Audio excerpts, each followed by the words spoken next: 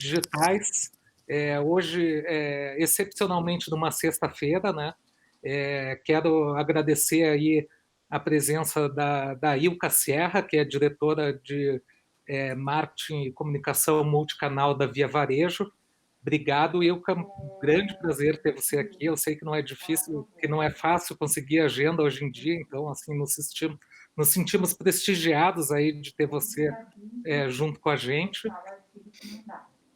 Agradecer aí nosso público também que está nos assistindo, tá? Quero lembrar a todos vocês que essa aqui vai ser uma conversa aberta. Se vocês quiserem, vocês podem ir mandando suas dúvidas aí se vocês tiverem alguma pergunta para a Ilka, mandem aí nos comentários dos canais onde vocês estão assistindo, e o pessoal que está no nosso back-office aqui, nos ajudando com a transmissão, vai passando para a gente as perguntas, e a gente vai tentar, como sempre, atender todas elas, ou a maioria delas, na medida do possível aí, e do tempo que a gente tiver disponível, tá? Então, Ilka, mais uma vez, muito obrigado pela tua presença. Eu que agradeço, prazer aí poder Igualmente. compartilhar e aprender um pouquinho também. Que legal. Obrigada. Vamos lá, então. Vamos começar falando para situar todo mundo, situar o nosso público, né? Qual é o teu papel hoje dentro da Via Varejo, né? O que é a tua função, o que você faz no dia a dia, né? Legal, bacana. Bom, vou me apresentar rapidinho, só um preâmbulo aí. Fica à vontade. Eu sou marqueteira de varejo desde criancinha. Então, eu comecei estagiando em marketing de varejo há 20 anos atrás. Tenho 40 de idade, então metade da minha vida é nessa praia. Varejo é meu mundo. Sou apaixonada por varejo, por e-commerce. Já passei por Grupo Pão de Açúcar, já passei por Pernambucanas, passei meus últimos 10 anos no Magalu e agora há um ano, exatamente completando esse mês, na Via Varejo. E a Via Varejo, né, há um ano atrás, passou por uma transformação ali do novo management, né, da companhia. E foi nessa ocasião, então, que eu topei esse super projeto e, né, comigo ali na minha responsabilidade está o marketing, tanto loja física quanto o canal online, para as marcas Casas Bahia, Ponto Frio, Extra.com e para a nossa indústria de imóveis, a Bartira. Então, esse é um resuminho aí. Legal, muito obrigado. Parabéns aí pelo um ano de casa, né, com Via Varejo. E aí, reforçando para o pessoal aí aproveitar, né, aquela marqueteira desde criancinha, né? Então, quem tiver dúvidas aí sobre varejo, marketing de varejo, aproveitem para mandar suas perguntas, né? Conta para a gente, com todas essas marcas aí, como é que funciona? Vocês têm uma diferenciação que vocês fazem para trabalhar as marcas? Como é que, né, tem um tipo de público? Como é que funciona hoje? Sim, sim, exatamente. A gente tem ali, né, as marcas, elas têm origens diferentes e elas têm públicos também ali, né, mais focados. Então, a gente tem, dentro dos times, né, a gente tem uma divisão, né, para estar olhando para as bandeiras com as suas peculiaridades, né? E a gente tem do ponto de vista das estratégias também, né? Então a gente tem ali, cada marca tem o seu tom de voz, né? Cada marca tem ali o seu guia, cada marca tem o seu propósito, né? A Casas Bahia é uma marca muito brasileira, que tem uma democratização muito forte. É uma marca que atravessa gerações, então as pessoas relatam muito constantemente, né? A minha mãe comprava, a minha avó comprava, hoje eu compro, então é uma marca que tem um poder aí de atravessar gerações e de ser muito democrática, né? Então, o crediário da Casas Bahia, eu brinco que ele é quase um um ativo assim do brasileiro, né? Porque ele é a possibilidade de acesso para milhões de pessoas, né? O crediário da Casas Bahia é uma fortaleza, né? Já do outro lado, o ponto frio, muito mais conectado com tecnologia, o público ali muito mais voltado para produtos de tecnologia, para inovação, para descobrir, né, produtos mais para melhorar a sua da upgrades ali, né, de consumo e de experiência. Uma coisa que fica forte também quando você percebe, né, é que na Casa Bahia a gente tem o Baianinho e em Porto Frio você tem o Pinguim, personagens totalmente diferentes que materializam as marcas cada uma no seu território, né? Muito De legal. forma resumida, é isso. Legal, obrigado aí pela explicação aí, para situar a gente. Bom, vamos falar um pouquinho da tua experiência como profissional mesmo, porque eu quero pegar um tempo maior do que um ano, né? A gente tá vendo aí uma mudança, né, desde da digitalização aí, né, das empresas e tudo mais, uma mudança muito grande, né, que vem acontecendo no comportamento do consumidor, né? Acho que cada vez mais o consumidor ele quer aquilo na hora, ele quer onde for, né? Ele quer usar o canal que ele quiser e quer o mais rápido possível. Como é que você vê essas mudanças aí? Como é que o impacto no varejo desse perfil aí, dessa mudança de perfil, né, do consumidor? Legal. É um fato que as pessoas estão cada vez mais exigentes, é um fato que as pessoas estão cada vez mais conscientes dos seus direitos, né, como consumidor. É um fato que a concorrência, né, esse mercado nosso de concorrência bem aquecida, ele é excelente para o consumidor, né, que todo mundo tem que correr ali para conseguir quem entrega mais rápido, quem tem o melhor frete, quem tem o melhor preço, quem tem o melhor sortimento. Então, isso é excepcional, né? Quem ganha esse jogo é quem consegue, né, fazer o melhor de toda essa equação, fora outros olhares que o consumidor até então não tinha, né? Que é toda essa coisa de o propósito da marca, o papel social da marca, o olhar para a diversidade que a marca tem, né? Isso tudo vai agregando nesse ecossistema. Mas uma coisa muito curiosa que está acontecendo, né, nesse momento é que está chamando a atenção é como que o e-commerce está entrando na vida de milhões de brasileiros. Porque até pré-pandemia, o e-commerce brasileiro fica ali na casa dos 5 a 6% de todo o varejo nacional. 5 a 6% é muito pouco, né? Então o brasileiro, ele ainda é preferencialmente um consumidor loja física. Isso pode não ser a realidade das grandes capitais, mas 5 a 6% é a média Brasil, né? Só que agora, como as pessoas tiveram que experimentar online, a nossa visão é que elas romperam essa barreira, né? Elas romperam esse talvez receio, falta de hábito, né? E elas estão experimentando.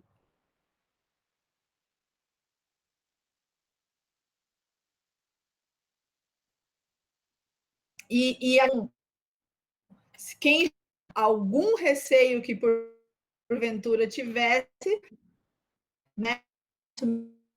Online,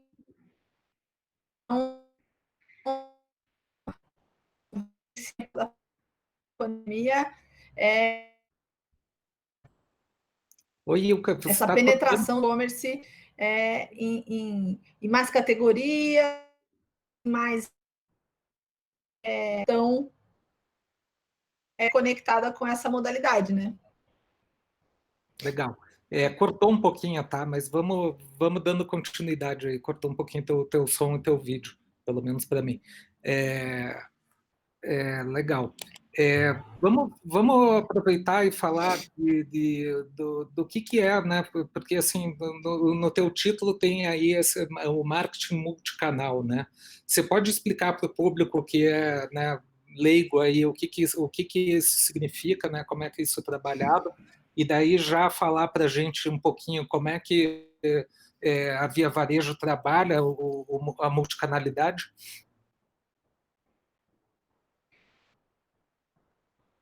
Com certeza. No varejo a gente tem esse jargão, né, do multicanal ou do omnicanal, né, que uma coisa é a evolução da outra, mas é um pouco essa mentalidade que, assim, eu tenho um pouquinho de tempo no varejo, né, então eu vivi muito essa coisa do varejista tradicional de loja física que passou a ter e-commerce, né,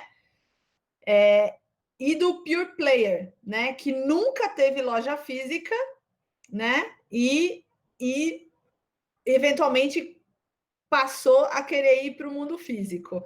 Então, eu passei por essa situação de não ter e-commerce, só ter loja, né, algumas vezes. E não é trivial, hoje em 2020, parece que é, né? Estamos em 2020. Mas não é trivial ter dentro das empresas uma mentalidade que é agnóstica canal. O que eu quero dizer com isso? Onde você coloca o cliente no centro das suas decisões e ele escolhe onde ele quer comprar.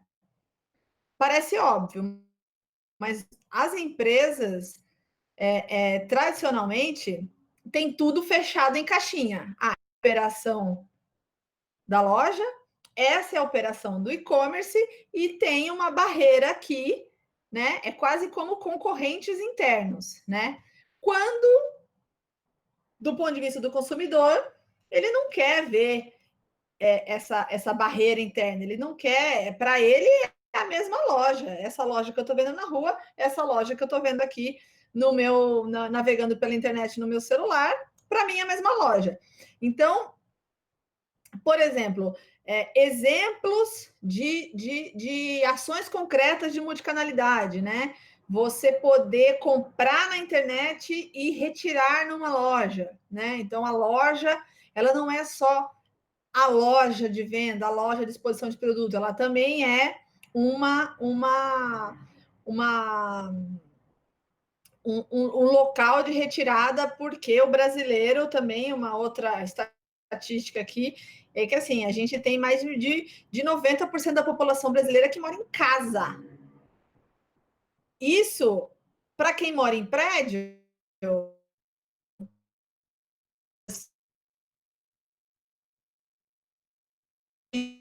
prédio, o brasileiro mora em casa, prefere de casa. Então, tem milhões de brasileiros que não têm CEP rua, né? Então, a modalidade retira a loja também é fundamental, né? Outro exemplo da multicanalidade, você poder comprar na internet, recebe, eventualmente, puxa, não era bem isso, vai na loja e troca, né? Você não precisa ter aquele desgaste, né?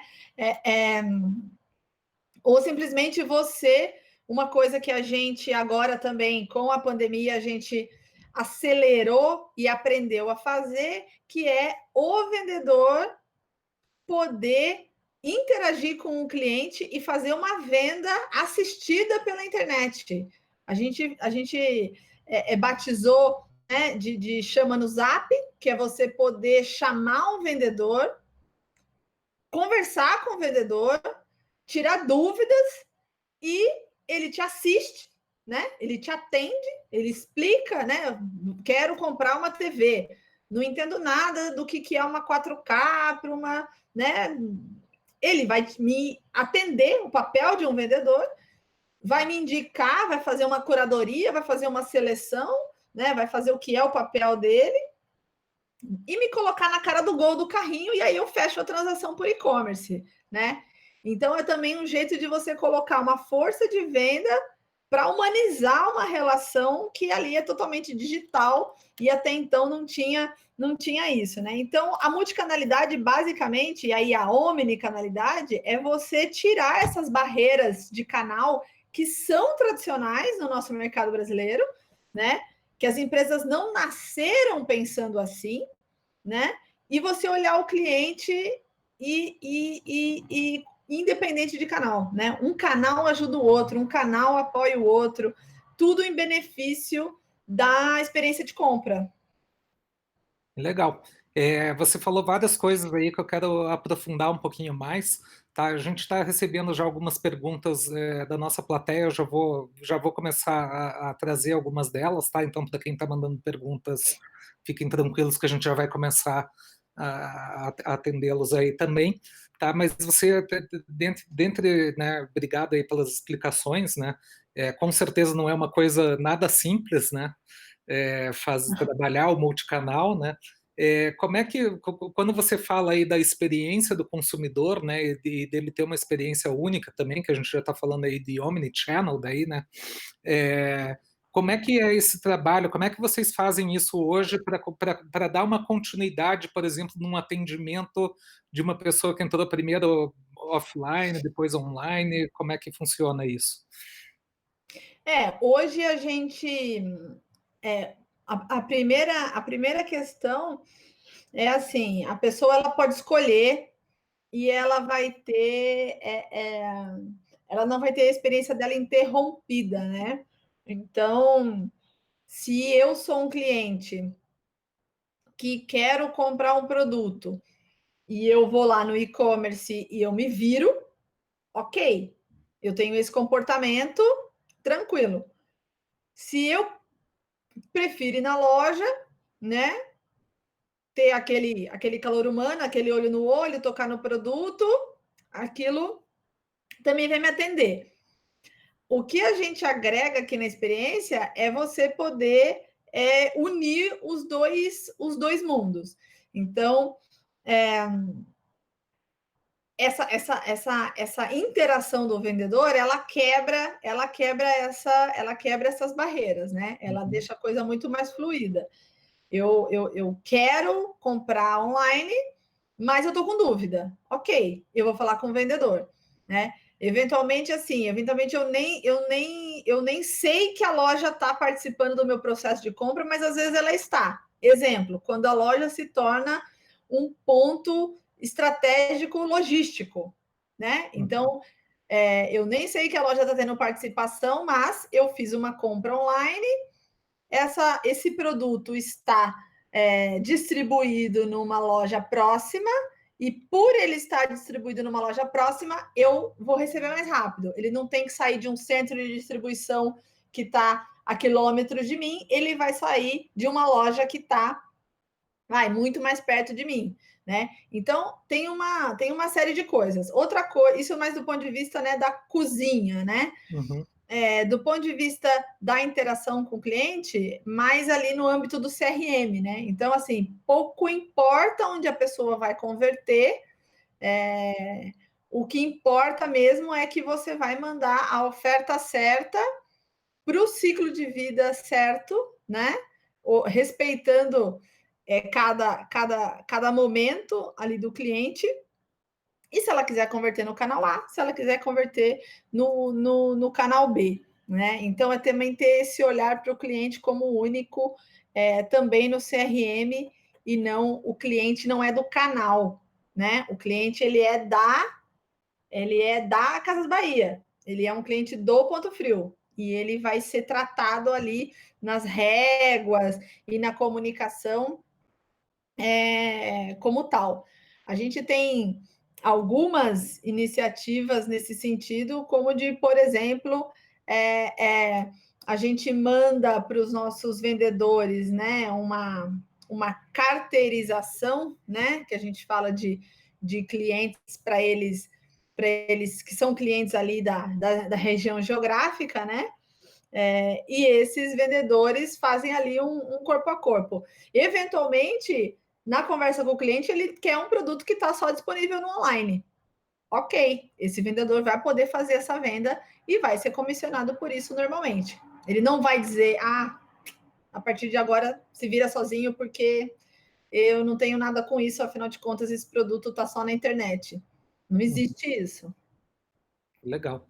E é bem complexo, né? Especialmente essa parte que a gente chama de cross-docking, né? De você ter o estoque integrado, poder, não é tão simples quanto parece, né? Porque você poder, por exemplo, comprar um produto online e depois ir trocar numa loja, né? Tem toda uma questão fiscal, né? Tem uma questão de estoque, tem uma série de coisas aí envolvidas, né? Que cria uma complexidade bastante grande para o varejo, né?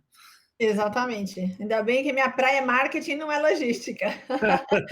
Mas o pessoal da logística faz um belo trabalho também aí, porque Sim, sim. realmente, ainda mais com todos as nossas dificuldades tributárias, que deixa tudo com uma complexidade exponencial. Imagino, sem dúvida.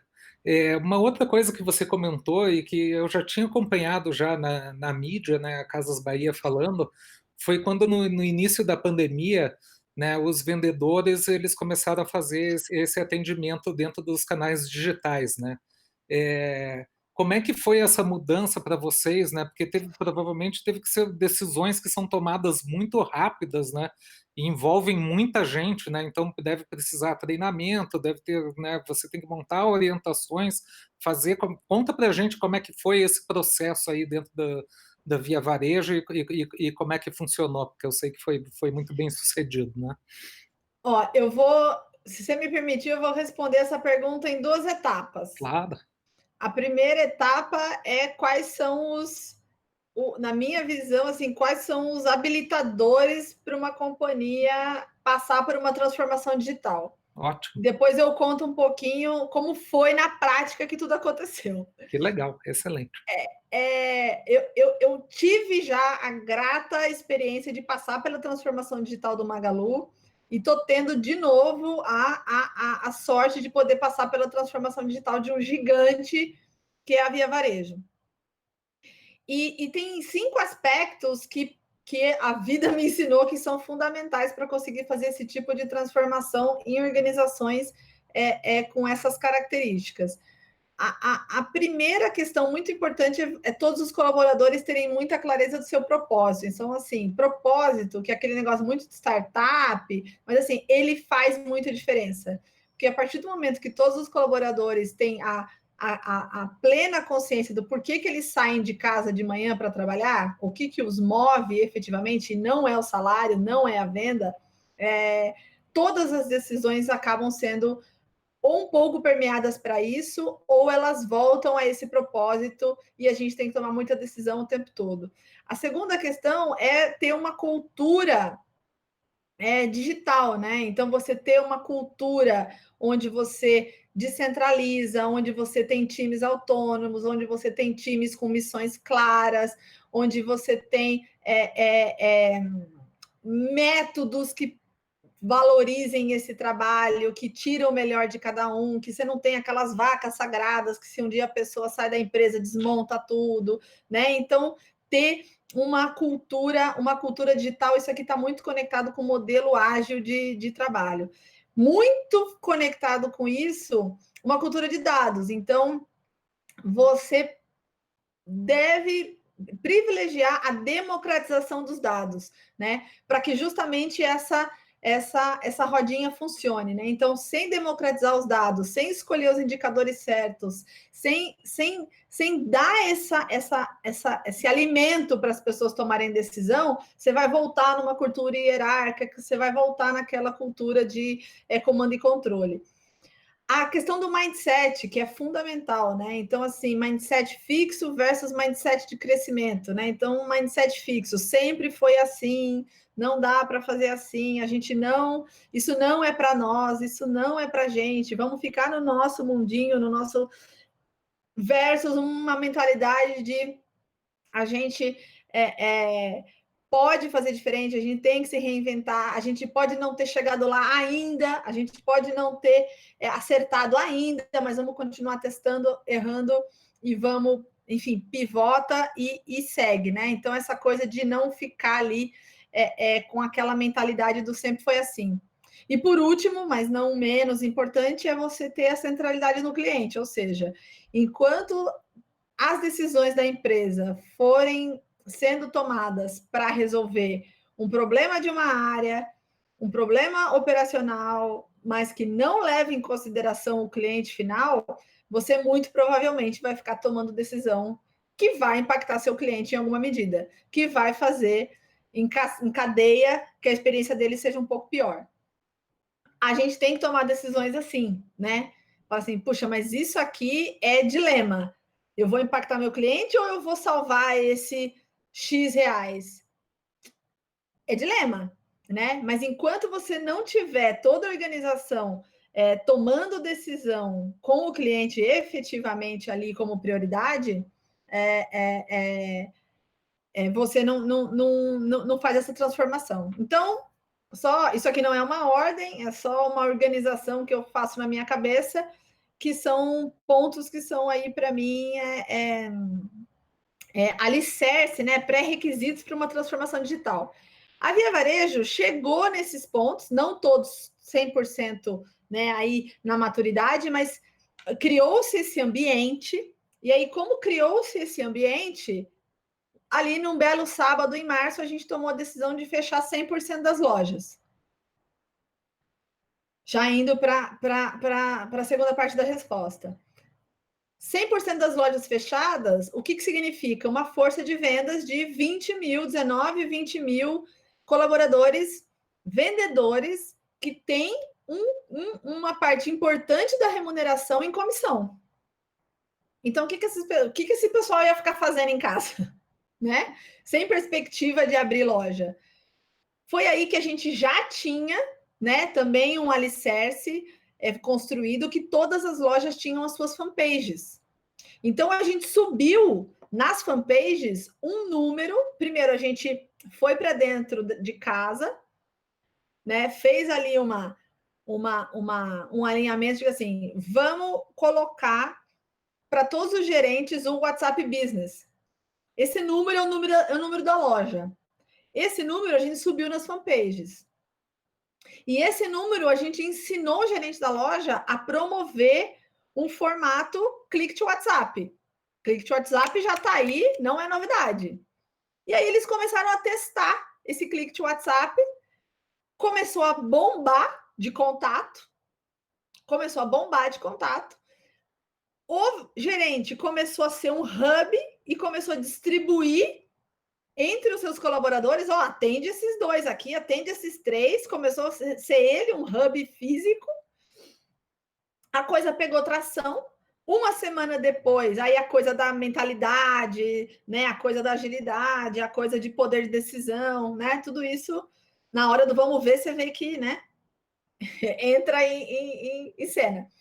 Uma semana depois, a gente já não estava somente na fanpage, a gente também já tinha subido nas plataformas, no Desk, no mobile, no app, um banner chama no Zap.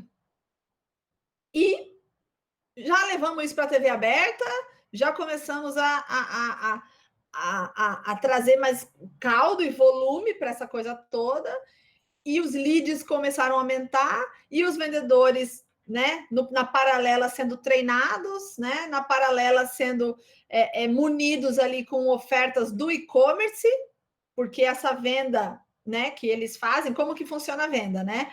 Eu chamo um vendedor no Zap, né? Eu entro lá no aplicativo da Casa Bahia ou na fanpage, tanto faz, e chamo um vendedor no Zap. Coloco o meu CEP, ele vai me mostrar uma lista. Oi, estou interessada numa TV nova.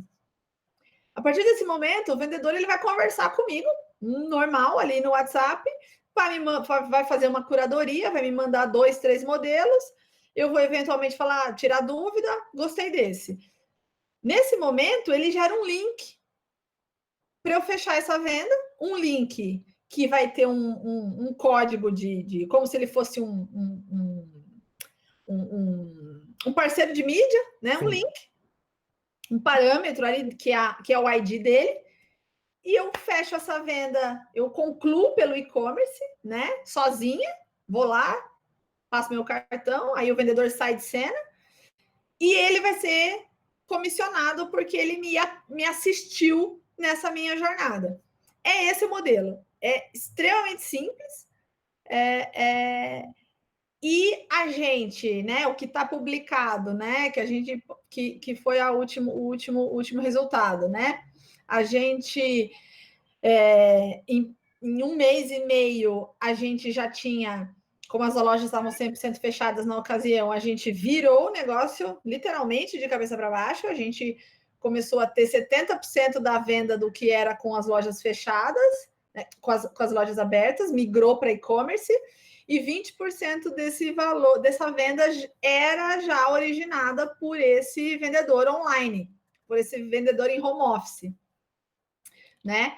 Então, eles também tiveram que se adaptar muito ali, né? Então, um vendedor fica na loja, fica no chão de vendas, né? No salão de vendas. Ele teve que arrumar um espaço de trabalho com o computador, né? Coisa que não é do dia a dia do vendedor.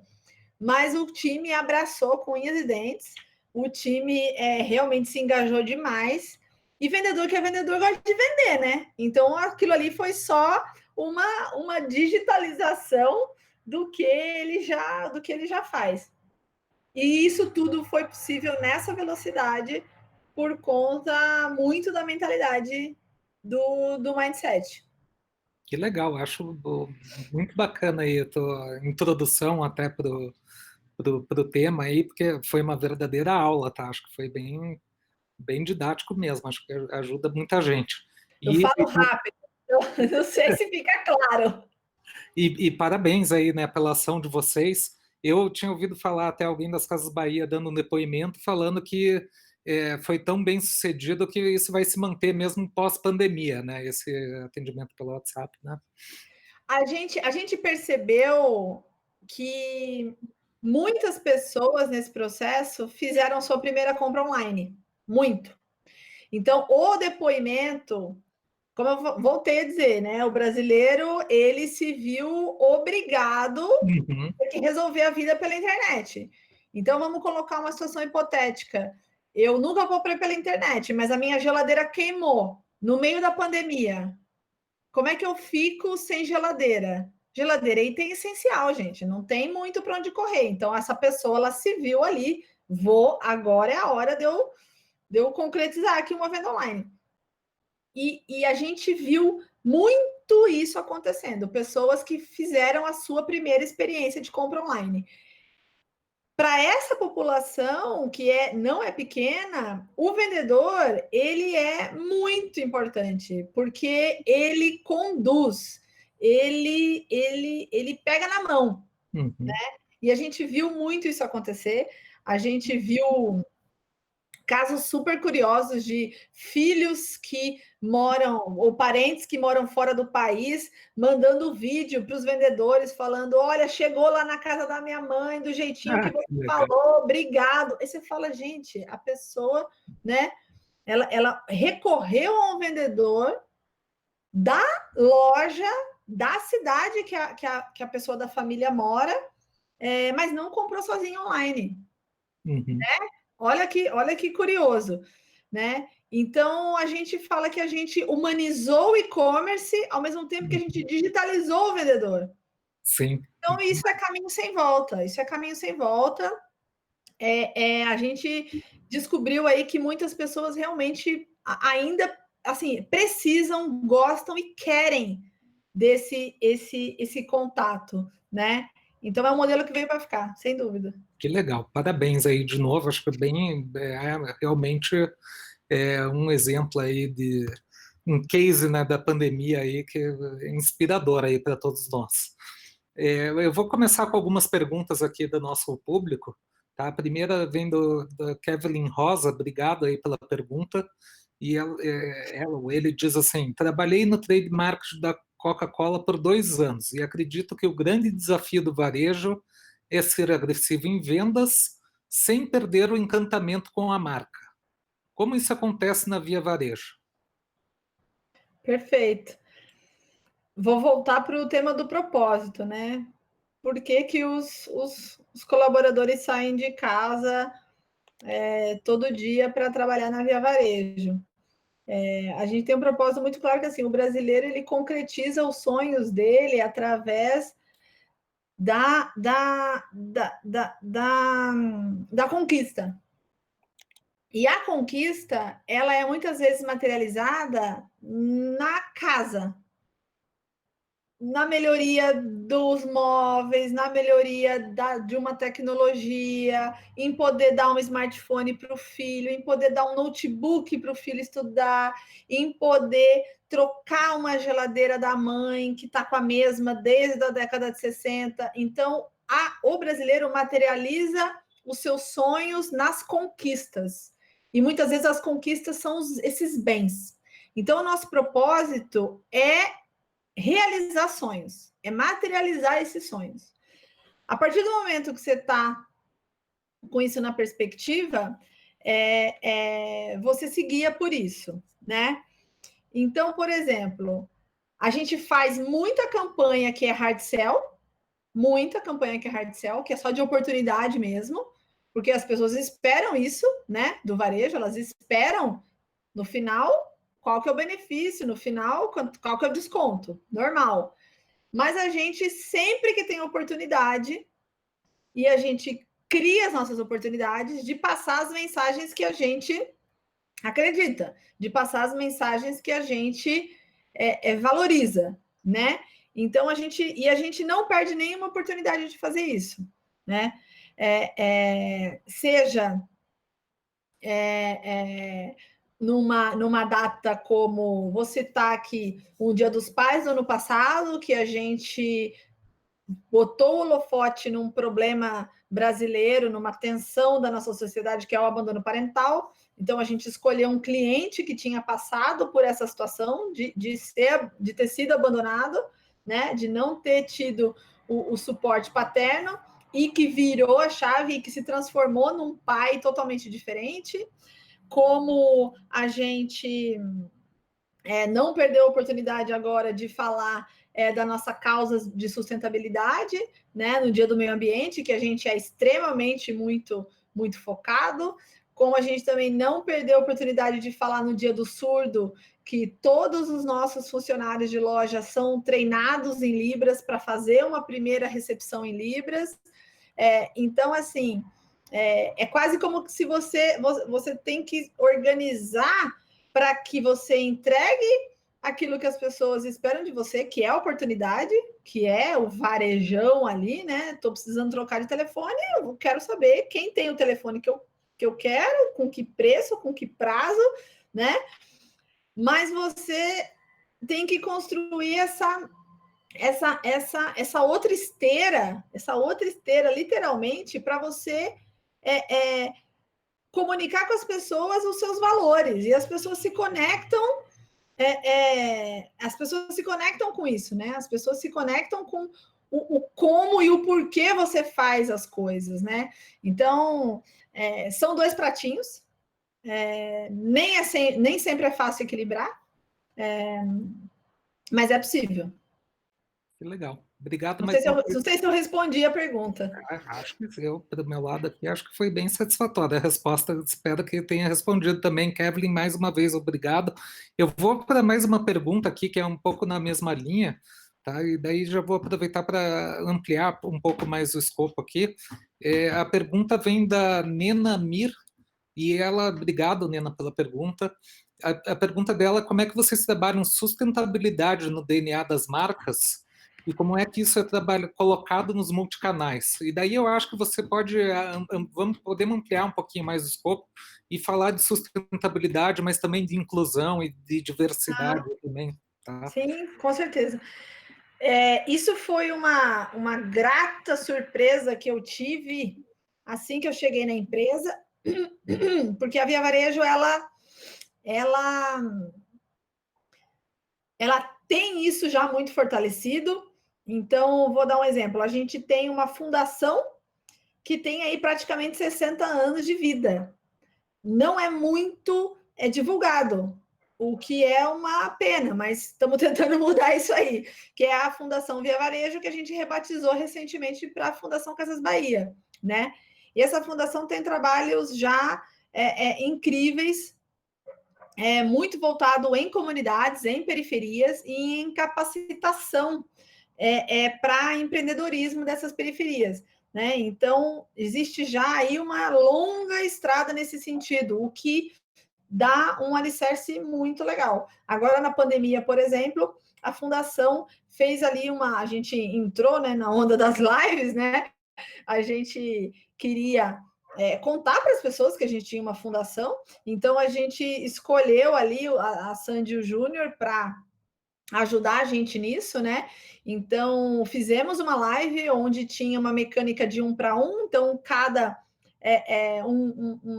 um real que as pessoas doassem, a fundação ia colocar mais um, e no final a gente chegou ali numa doação muito, muito expressiva, que foi de 1.000 toneladas de alimentos, né? Então a gente ficou bem feliz com isso. Além toda essa questão da fundação, a gente tem do lado de sustentabilidade também um programa também já de longa data que a gente recicla, né? Então a gente tem dentro dos nossos CDs ou em regiões próximas um programa onde a gente faz reciclagem de resíduos. Então, quando você compra um eletrodoméstico nas nossas bandeiras, você pode devolver a embalagem. Então, se assim, não sei quem comprou aí uma geladeira recentemente, ou uma lave-seca, tem lá plástico, tem lá, né, isopor, tem todo esse resíduo, né, que a gente tem que parar de chamar de lixo. Na verdade, é um resíduo, aquilo não é lixo, né? Isso você pode devolver, você pode tirar, dar para o entregador, e o entregador traz de volta isso, né? E isso vai para essa reciclagem, né? Então a gente já fez aí mais de 10.000 toneladas por ano aí de resíduos que são reciclados, né? A gente também tem, como a gente mexe com eletrônico, né? Nada mais natural de que a gente apoiar a coleta de eletrônicos. Então, a gente tem aqueles pontos de coleta de eletrônico para você estar com algum equipamento parado em casa que é um lixo eletrônico, você vai e deposita numa das nossas lojas que a gente vai trazer de volta. Então, assim, tem uma série de iniciativas nesse sentido, essas são as mais representativas, assim, né, e que tocam a pessoa, o consumidor diretamente, mas a gente é bastante ocupado com esse tema dentro da empresa. E pelo lado de diversidade, de inclusão, a gente tem uma coisa super, super interessante na Via Varejo, que são os grupos de afinidade. Né? Então, começa muito por isso, né? Por você dar espaço, ambiente, chancela para que as pessoas se organizem e conversem sobre o tema, né? Então, grupo de afinidade de LGBTQI, grupo de afinidade de inclusão. Então, como eu mencionei, né? A gente tem, por exemplo, esse grupo de afinidade de inclusão ajuda a gente com as iniciativas, por exemplo, o treinamento para toda a força de venda conseguir fazer ali uma primeira saudação em Libras. Então, hoje, os nossos funcionários de loja, eles têm esse treinamento. Então, se uma pessoa surda chega, ele vai saber abordar, né? Ele vai saber que não é para gritar com uma pessoa surda, né? Porque as pessoas, elas, às vezes, na boa intenção, ela eleva o tom de voz, mas né? Não é por aí. Então, e que é muito mais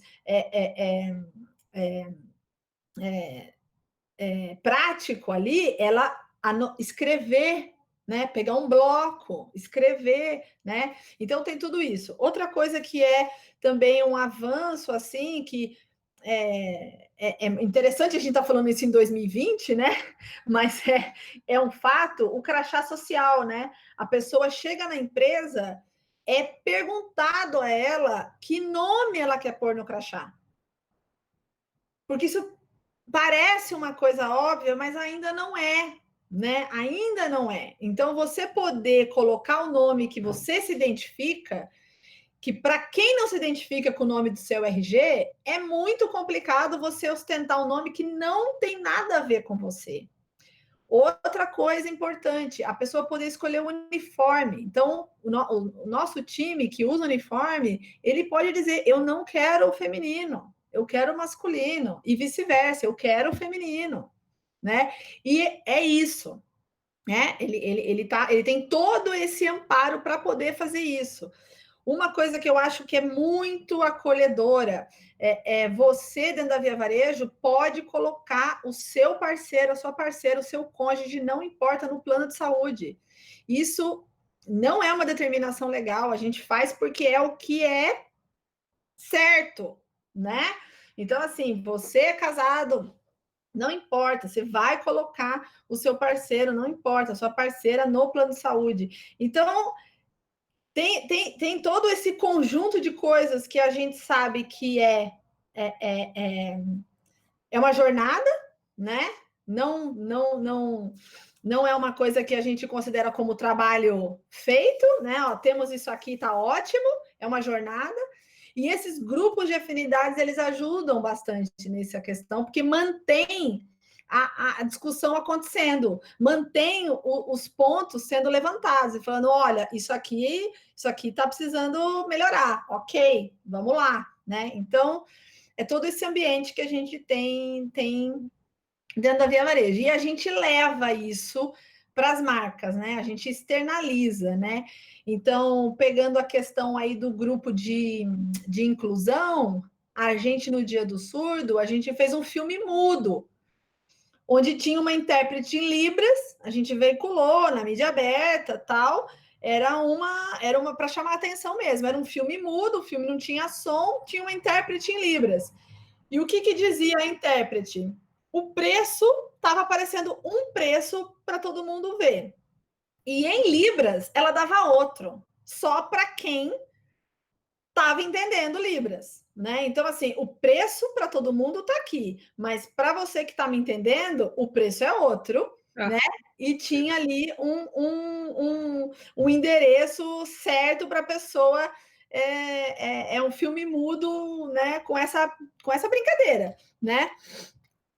E agora também, né, na Semana do Meio Ambiente também, a gente foi na fanpage de Casas Bahia para falar, né, dessa questão que a pessoa pode devolver a embalagem dela. Então, era assim, devolva a sua embalagem para o caminhoneiro, né, para o entregador, devolva a sua embalagem, porque isso significa muito em reciclagem de resíduo. Então, a gente vai pegando essas oportunidades e vai contando. E agora a gente está chegando no mês aí, né, do LGBTQI, então fiquem de olho aí nas redes sociais, quem sabe a gente solta alguma coisa. Estou dando spoiler. Um teaser. Que legal. Parabéns aí pelas iniciativas, muito bacana mesmo. Obrigado, Nena, mais uma vez pela tua pergunta, ótima pergunta. Vamos seguindo aqui. Eu estava acompanhando de vocês aí uma ação bem interessante que eu fico curioso para entender qual é o grau de complexidade, porque deve envolver aí vários players aí no negócio, né? Que é a ação Casa de Novela, né? Você pode falar um pouquinho sobre como foi montar esse projeto, o que ele envolve, qual é, né, os atores aí que têm que ser envolvidos e como que... Legal. Eu também eu tive a grata surpresa também de chegar e já encontrar o Casa de Novela já dentro da companhia, um ativo assim super legal. A gente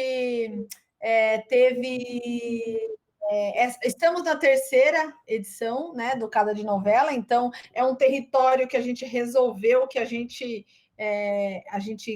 escolheu para Casas Bahia, né? Nós temos uma convidada aqui.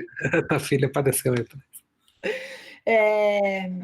É um território que a gente acha que ele é fundamental, assim, porque o brasileiro adora novela, né, gente? Quem não gosta de novela, né? Quando aquela novela pega, você fica engajadíssimo ali, né? Eu tô morrendo de saudade da Regina Casé, ela estava fazendo um trabalho sensacional, me cortou o coração ficar sem a Regina Casé. E aí é o seguinte, né? Então, como já tinha esse território todo construído de novela, a gente, né, chegou e falou assim, isso aqui é um tesouro, vamos manter.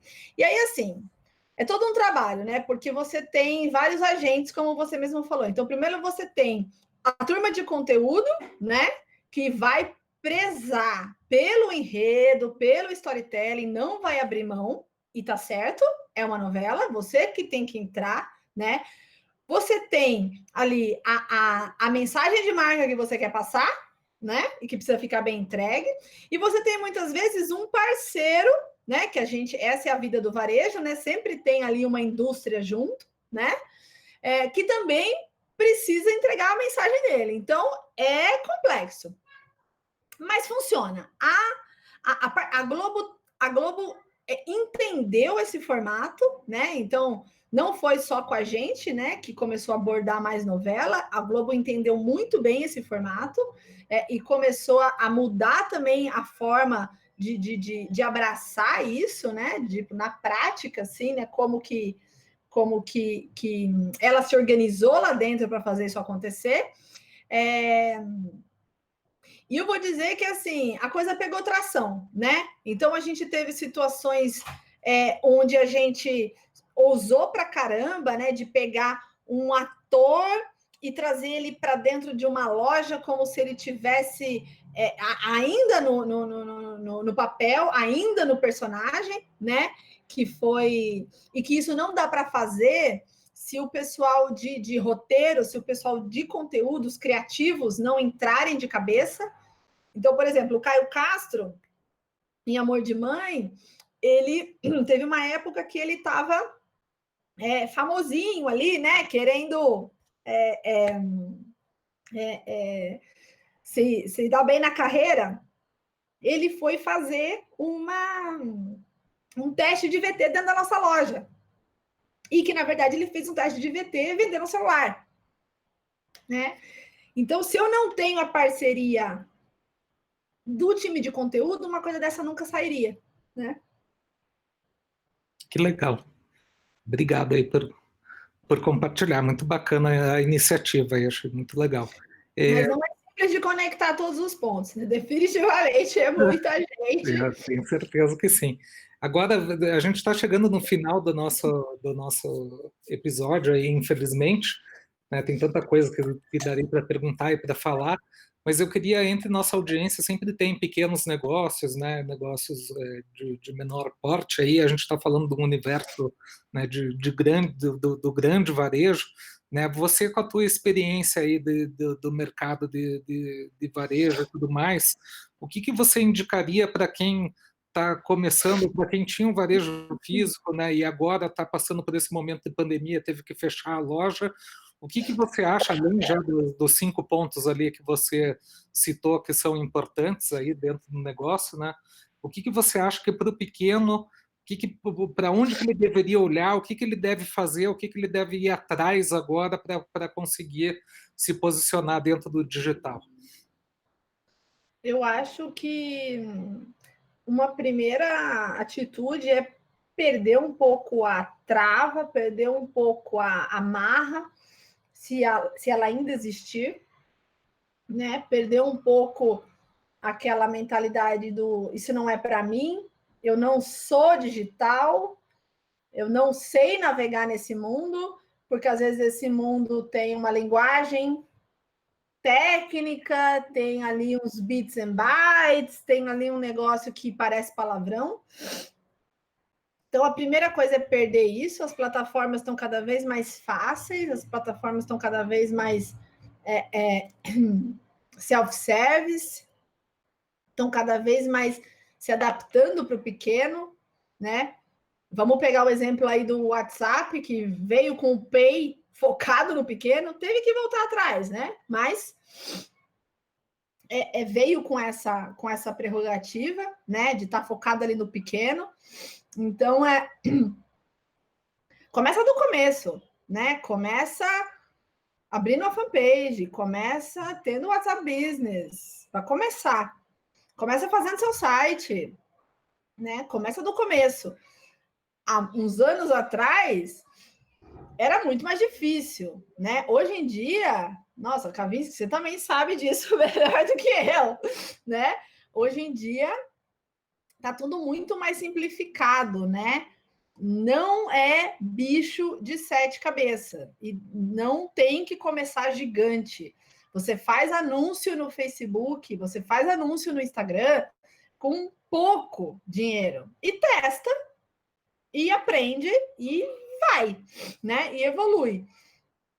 E se alguém, né, ainda não quer se jogar, dá uma olhada no TED da Carol Dweck, que é o do livro Mindset, né? Vai ficar aí uma dica que é justamente sobre isso. A gente tem que, para a gente, né, ter atitude, às vezes a gente tem que mudar o nosso mindset, né? Parte da gente, né? Então, fica a dica aí, vai no YouTube, dá uma busca lá, Carol Dweck, Mindset, tem um TED legendadinho, e para quem quiser se interessar um pouco mais, lê o livro, que eu acho que é bem inspirador, assim, porque as ferramentas estão cada vez mais fáceis, estão cada vez mais acessíveis, não é desculpa, né? Não, é desculpa, concordo com você e acho assim, só acrescentando aqui, acho que todas essas ferramentas, né, que estão possibilitando, especialmente as maiores aí, né, como as ferramentas do Facebook, do Google, da Microsoft, assim por diante, elas já têm, né, essa pegada de poder atender a todos os portes, né, de empresas e que elas não, você não precisa realmente necessariamente depender de uma agência, depender de um desenvolvedor. Hoje você pode ter uma presença digital que nem precisa de site. Você pode ter na rede social, eu já vi gente que tem negócio puramente no Instagram, por exemplo, e faz muito dinheiro, né? E aí é só você vai aprendendo os macetes depois, né, com o tempo dessas. Olha, o WhatsApp Business tem muita coisa legal, que você não precisa ter um site. Você se vira, faz venda, conversa com seus clientes, monta coleção de produto, monta catálogo de produto dentro do WhatsApp. Então, ficar ligado lá na página do Facebook que é voltada para conteúdos de empreendedorismo, dicas, tem muita coisa ali que é só você dedicar, que você vai aprender sozinho e tem muita coisa simples, fácil de usar. E muito conteúdo também que explica como usar, né? Não só das próprias ferramentas, mas como grupo de discussão, né? Muita gente publica muita coisa sobre como usar. Então você pode fazer isso independente, né, de depender de terceiros aí, né? Acho ótima aí tua dica, Ilka, muito obrigado. Infelizmente a gente está chegando no final aqui, queria te agradecer mais uma vez pela tua disponibilidade, pela tua participação. O papo foi excelente, Eu tá? que agradeço. Espero que no futuro a gente possa conversar mais vezes, tá? Para trazer outros assuntos aí para a mesa. Parabéns por toda a tua carreira e por todas as ações da Via Varejo também. Quero agradecer ao nosso público aí pela presença, pela audiência. Tá? Se alguém tiver alguma dúvida que não foi respondida e quiserem mandar pela rede social para a gente, manda, a gente vai tentar responder, tá? Se possível. Na semana que vem, e aí voltando para o horário de quinta-feira, às 5 horas, a gente vai receber na quinta-feira o Júlio Zaghini, tá, que já foi do Carrefour, né, foi diretor de marketing do Carrefour, passou um bom período no Google e hoje é investidor, investe em empresas aí de robôs de comunicação e coisas afins, então vai ser um papo bem avançado aí, de futuro mesmo. Apareçam, vai ser muito legal também. Obrigado mais uma vez, Ilka, fique bem. Valeu. Valeu, vocês também. Obrigado. Tchau, tchau, todo mundo. Muito Tchau, tchau. obrigado.